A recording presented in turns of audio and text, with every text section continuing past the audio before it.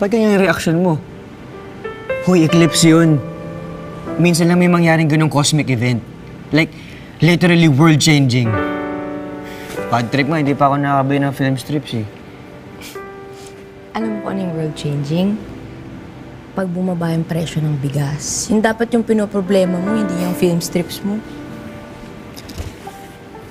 Try naman. So, sinasabi mo na napakababaw ng problema ko, ganun? Yun nga, yun yung sinasabi ko. Okay.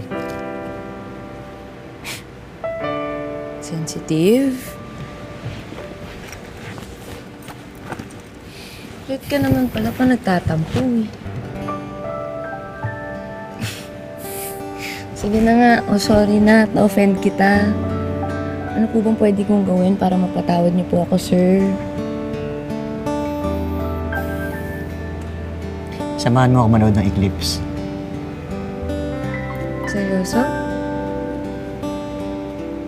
Oo nga. O sige, pero ikaw na bahala dun sa film strips. O sige, call, game. Hingi ako ng pera sa parents ko. Hindi pwede. Dapat magtrabaho ka para doon.